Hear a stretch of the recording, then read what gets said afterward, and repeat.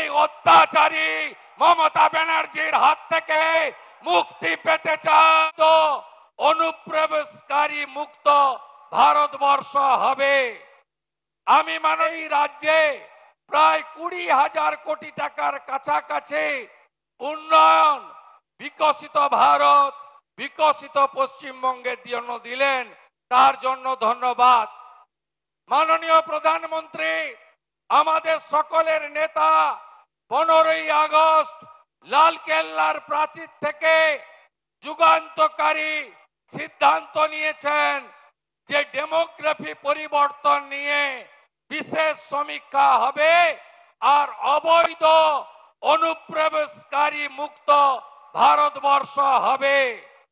আমি মাননীয় প্রধানমন্ত্রীজিকে অনুরোধ করব, এই রাজ্যের ভ্রষ্টাচারী তুষ্টিকরণের সরকার তারা 540 কিলোমিটার বাংলাদেশের বর্ডারে জমি ভারত সরকারকে না দিয়ে অবৈধ বাংলাদেশি অনুপ্রবেশকারী এবং রোহিঙ্গাদের ঢুকিয়ে পশ্চিমবঙ্গ এবং ভারতবর্ষকে বরবাদ করছেন। আপনাকে এই অবৈধ ঘুষপেটিয়া অনুপ্রবেশকারী মুক্ত করতে হবে।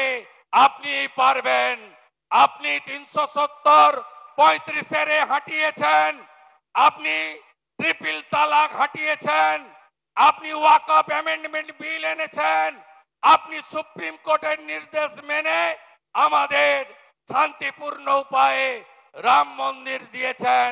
ডক্টর শ্যামা প্রসাদ মুখার্জির বাঙালি হিন্দু হোমল্যান্ড আপনাকেই বাঁচাতে হবে। আপনি পারবেন। আমরা বাঙালিরা পশ্চিমবঙ্গের লোক বাঁচতে চাই, ভালো থাকতে চাই। এই অত্যাচারী মমতা ব্যানার্জির হাত থেকে মুক্তি পেতে চাই।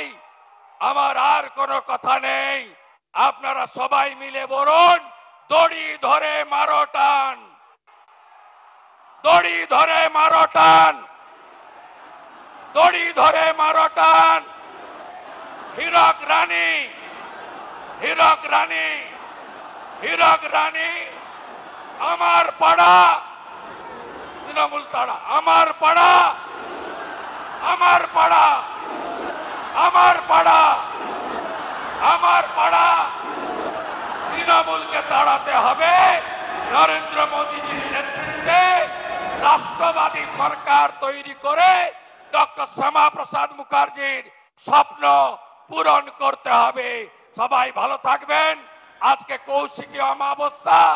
আমি তারাপীঠের মাকে প্রণাম জানিয়ে আমার কথা শেষ করলাম। ভারত মাতা কি। বন্দে বন্দে।